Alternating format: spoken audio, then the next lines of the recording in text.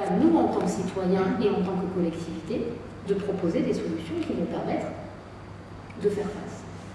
Alors je vous l'ai dit, hein, on redémarre ce qui peut l'être, ensuite il faut pomper. Vous imaginez bien qu'il n'y a pas assez de pompes pour tout le monde. Et souvent, même les institutions vous disent « Ah ben on a réservé des pompes ». Bah oui, mais tout le monde a loué la même pompe, ça sera premier arrivé, premier servi. Bon. Il faut sécher ensuite. Vous ne pouvez rien faire tant que ce n'est pas sec, parce que tant que ce n'est pas sec, vous ne pouvez pas voir quels sont les dommages aux fondations, quels sont les dommages aux murs, quels sont les dommages des moisissures. Et puis ensuite, il faut nettoyer. Une inondation, en général, ça produit des quantités de déchets ménagers absolument invraisemblables. Zintia, on a, je crois, plus de 5 ans de déchets ménagers qui ont été produits, l'équivalent en fait de 5 ans. Pourquoi? Parce que tout pourrit. En plus, les gens en profitent, ben, c'est normal, hein, vous jetez. Donc on a vu par exemple en juin 2016 à Nemours des tas d'ordures. Les frigos inutilisables, des papiers, des matelas, des machins. C'est pourri, c'est pollué, il n'y a pas de tri qui est fait. Comment on prend en charge ces déchets? Comment est-ce qu'on les évacue? Et puis derrière, parfois il faut casser pour reconstruire. Parce qu'évidemment, si les fondations, le bois est pourri, il va falloir... Donc ça veut dire qu'il faut faire revenir l'expert de l'assurance, par exemple. Ça veut dire aussi que ce n'est pas parce qu'on rétablit le courant qu'il y aura de l'électricité chez vous. L'opérateur rétablit le courant, mais ensuite il faut que immeuble par immeuble, maison par maison, un électricien vienne vérifier qu'il n'y ait pas de problème. Pour ceux qui ont connu les tempêtes de 99, vous vous souvenez combien ça a été compliqué. Là, on passe à une échelle supplémentaire. Avec là aussi des mouvements de population, c'est-à-dire qu'il y a des gens qui vont revenir, qui vont partir, ben, c'est rallumé, c'est pas rallumé, etc. Donc on est dans des situations vraiment très compliquées. Alors face à ça, évidemment, vous voyez, on est dans un casse-tête pour les pouvoirs publics. Parce que est-ce qu'il faut faire revenir les populations pour que les réseaux reviennent? Mais si les populations ne reviennent pas, on ne peut pas rallumer parce qu'il n'y a pas les opérateurs pour réparer, mais si elles reviennent et qu'il n'y a pas les réseaux, elles ne peuvent pas revenir. Donc c'est la poule et l'œuf. Et donc on est dans ces cercles alors qu'on a déjà observé sur d'autres catastrophes.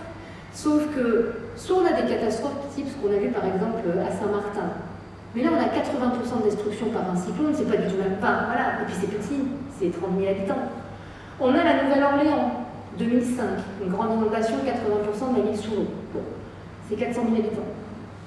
Juste pour vous indiquer, la population n'est toujours pas revenue à la hauteur de ce qu'il y avait en 2005. Et au lendemain de l'ouragan, il n'y avait même pas 200 000 personnes qui étaient revenues dans la ville. Vous imaginez bien que, sauf que la Nouvelle-Orléans, ce n'est pas la capitale. On ne va pas déplacer les fonctions capitales.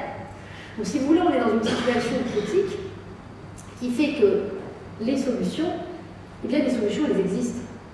Elles existent, mais elles appellent un éventail en réalité de solutions. D'abord, je vous l'ai dit, on a une cinétique lente. Ce qui ne veut pas dire qu'on est capable de prévoir ce qui se passe à un temps très long. En revanche, la cinétique lente, ça veut dire qu'on va être fatigué. On va en avoir marre. Et ce qu'on constate, c'est qu'au début, les gens sont solidaires, et puis à un moment, c'est fatigant d'être l'ami de son prochain et le voisin de son ami, et on va avoir un moment de lassitude. Est-ce que notre société sera suffisamment mûre pour accepter de sortir des polémiques stériles? Qui est responsable? On pouvait... Alors bon, on va faire Météo France, le préfet, tout ça, une fois qu'on aura fait sauter tout le monde, d'accord, mais derrière, est-ce qu'on sera suffisamment mûr pour ne pas tomber dans les polémiques politiciennes à 2,50 francs qui n'apportent rien, mais qui vont ralentir le travail de tout le monde? Ça, c'est le premier point. Deuxième point, regardez ce qui s'est passé en juin 2016. Vous voyez, juin 2016, si je projette ça sur la crue de 1910, 6,10 mètres, vous voyez, par rapport à la crue de 1910, on est encore très très loin du niveau des 8,62 mètres. Il faut 6 jours, plus de 6 jours, pour arriver à ce niveau-là. Vous allez me dire, 6 jours, ça laisse le temps de se préparer. Sauf ce que je veux dire, on a 48 heures de visibilité, 72 heures. L'état de crise qui est décrété par la préfecture de police en théorie, il arrive entre 7 mètres et 7,50 mètres. Il faut encore 3 jours pour y arriver. Ça veut dire qu'à 6,10 mètres, personne n'est capable de vous dire si on va avoir un crue majeure ou quelque chose finalement de pas grand-chose. Sauf que quand vous devez déménager une maison de retraite, il faut au moins ces 72 heures, parce que vous ne déplacez pas des personnes alitées, dialysées, en état qui ne peuvent pas être déplacées assises, hein. Vous ne les faites pas monter dans un bus, beaucoup sont allongés, etc.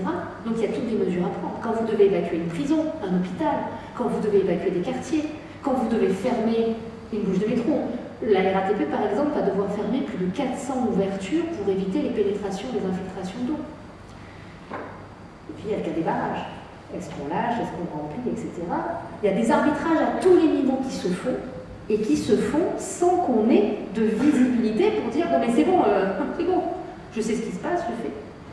Ça veut dire que beaucoup de décisions, elles vont devoir être prises, alors que le coût politique est absolument monstrueux. Vous imaginez alors là ça montre au niveau national, un président de la République qui dit « c'est bon, on évacue Paris », et puis la scène redescend. Mais rappelez-vous ce qui s'est passé pour la vaccination sur le H1N1. Non mais, c'est ça la question, c'est est-ce qu'on est... Déjà quand vous dites aux gens évacue, oh non c'est bon, j'ai connu ça, oh de mon temps j'ai connu ça. Sauf que là, à un moment on ne peut plus sortir les gens. Qu'est-ce qu'on fait? Et donc derrière, il y a cette maturité aussi à avoir, qui pour l'instant n'est pas de mise, de se dire, mais est-ce qu'on tolère aussi qu'à un moment on va peut-être partir pour rien, mais que c'est important de partir pour rien, parce que si on ne part pas, on est dans une situation qui va devenir très compliquée, et là il y a des vies humaines qui sont en jeu. Alors sachant que par exemple sur les questions des personnes âgées, c'est encore plus compliqué, parce qu'on sait très bien que dépasser une personne âgée, c'est aussi dangereux pour eux. Donc à chaque fois, c'est du cas par cas, c'est un arbitrage qui engage des individus. C'est pas juste une question de communication. Et c'est vrai que quand on voit aujourd'hui la pression qui pèse sur le monde politique, ce sont des décisions où l'expert ne peut pas venir dire « il faut faire ça ». On peut vous dire « voilà le risque », mais moi je ne peux pas vous dire. Je peux vous dire que ça peut arriver.